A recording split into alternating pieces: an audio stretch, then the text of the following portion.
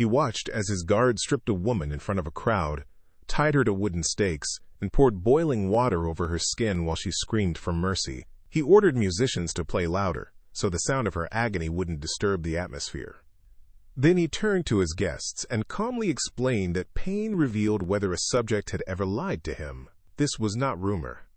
These were the public punishments commanded by Ivan IV, the first Tsar of Russia, known to history as Ivan the Terrible. He beat nobles to death with his staff. He forced mothers to watch their children executed. He burned entire towns to ash because their loyalty felt uncertain. He personally guided torture sessions, carving flesh, tearing hair, and mutilating victims while priests prayed nearby. And when fear no longer satisfied him, he unleashed the Oprichnina, his private army of killers who rode black horses, wore black robes, and carried severed dog heads on their saddles to sniff out treason. Ivan's reign was not merely cruel, it was ritualized madness. He executed thousands of people in Red Square. He staged theatrical tortures that lasted for hours. He built chambers beneath his palace for interrogations, where prisoners listened to the screams of those before them. He believed violence maintained order. He believed pain revealed truth. And he believed absolute power came only through absolute terror. Ivan IV was born in 1530 into an empire collapsing under factional struggles. His father died when he was 3. His mother was poisoned when he was 8. Boyars, powerful noble families, controlled the court, beating young Ivan, starving him, humiliating him, and murdering anyone who tried to protect him. By the time he turned 16, the boy who played with dying animals for entertainment was crowned the first Tsar of Russia. He entered adulthood with traits historians now recognize as severe psychopathy, paranoia, emotional volatility, obsession with loyalty, explosive cruelty, and a total inability to trust. Ivan believed betrayal was everywhere, and that violence purified the guilty. His early rule had moments of brilliance. He modernized the military, expanded borders, and centralized power. But every success was drenched in blood. Failure turned him rabid. Doubt triggered executions. And perceived treason unleashed mass terror. When his beloved wife Anastasia died, likely poisoned, he shattered. Something inside him broke permanently. His grief transformed into an unending spiral of rage, suspicion, and sadism. He believed the boyars had murdered her, and he vowed to punish Russia until the truth revealed itself.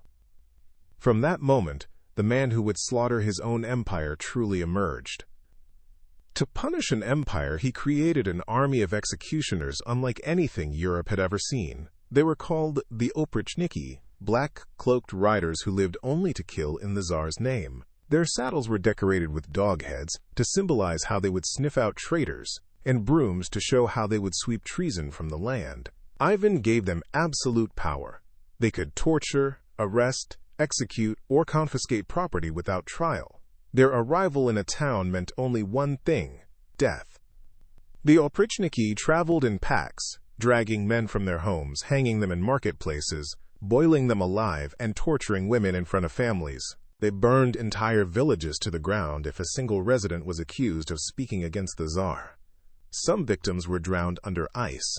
Others were tied to sleighs and dragged until their bodies tore apart. The Oprichnina turned Russia into a stage for Ivan's cruelty.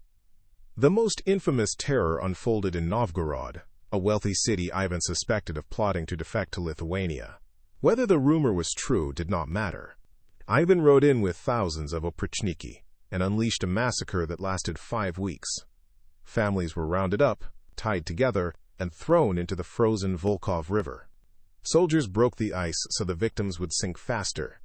Babies were tossed into the air and impaled on spears.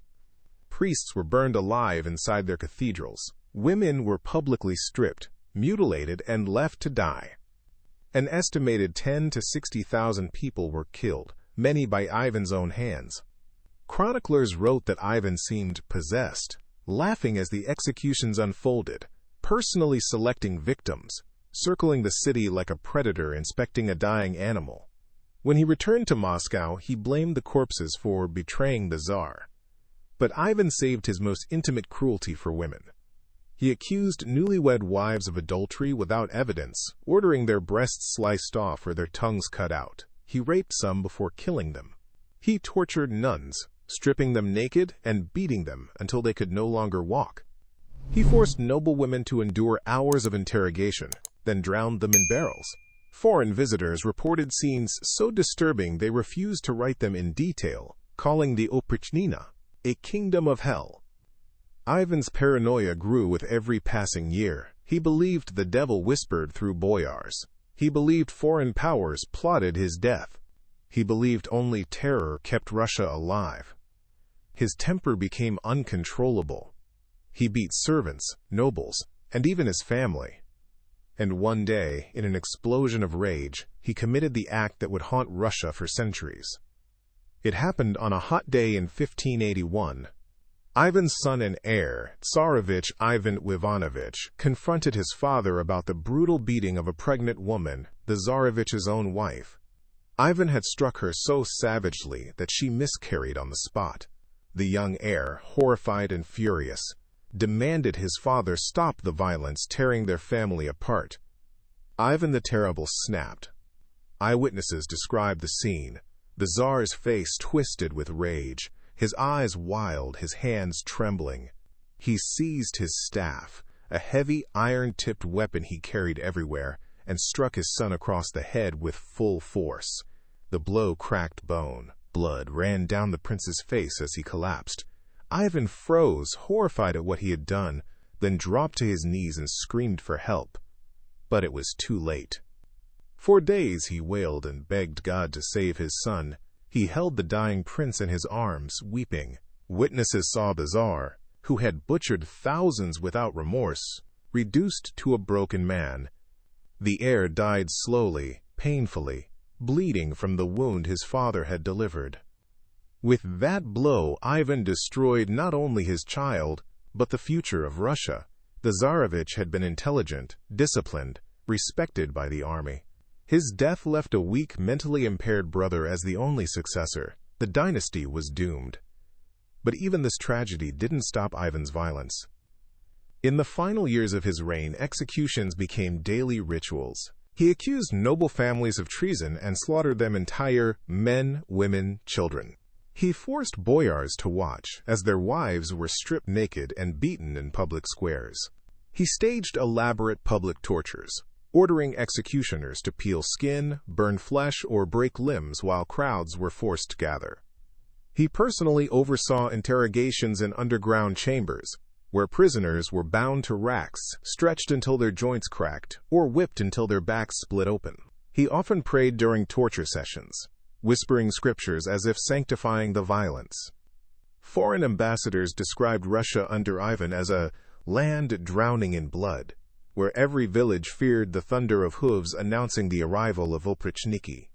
People slept fully clothed in case they needed to flee in the night. Families buried valuables, hid daughters, and prayed no one would accuse them of the smallest offense. The Tsar's mood shifted unpredictably. One day he rewarded a servant, the next he killed him. He alternated between sobbing in church and ordering mass executions. Even his closest advisors feared to speak. Ivan's cruelty grew so extreme that Russia's population began to collapse. Famine spread, regions emptied. Fields remained unharvested because peasants had fled or died. His empire was rotting from the inside, and he kept striking it like a man trying to kill his own shadow. But the final chapter of his life, like everything before it, was marked by violence, paranoia, and a death as sudden as the rage that defined him. By the early 1580s, Ivan's empire was collapsing under the weight of the terror he had built. The Oprichniki, once his sacred enforcers, had grown uncontrollable, extorting villages, murdering for sport, and even defying the Tsar in small acts of arrogance. Ivan responded in the only way he knew. He executed them too, purging the very monster he created. The Oprichnina was dissolved in a storm of blood, leaving behind burned towns, mass graves, and a traumatized nation. Russia's enemies seized the opportunity. The Livonian War, which even had dragged on for decades, drained the treasury and shattered the army. Sweden and Poland advanced on Russian borders. The population shrank from famine and war. Trade collapsed. Rebellions simmered. Villages were abandoned to wolves. Entire provinces emptied as peasants fled into forests to escape taxation, conscription, or execution. Ivan didn't see the collapse as the consequence of his rule.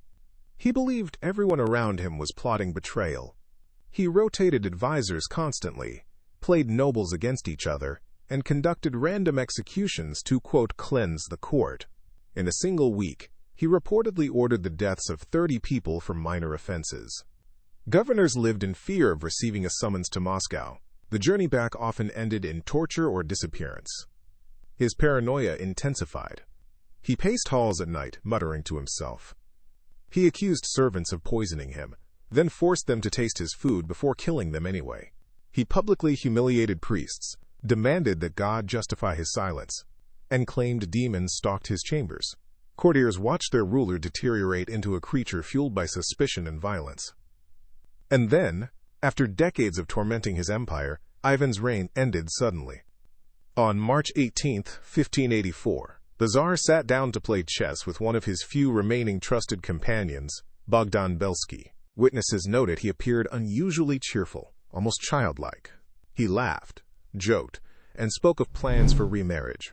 Then, as he reached forward to make a move, his face twisted in agony. He collapsed to the floor.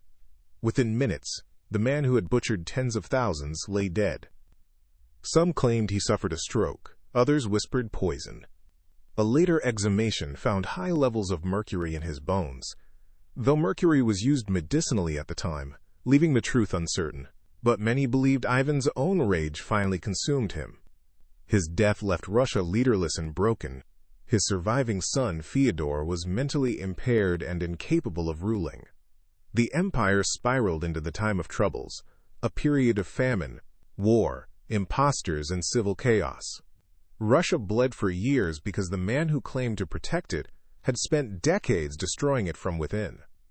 Ivan the Terrible's legacy is not measured in borders won or palaces built. It is measured in graves, in the thousands of victims tortured in Red Square, in the women mutilated for imagined sins, in the children burned in Novgorod, in the heir he murdered with his own hands.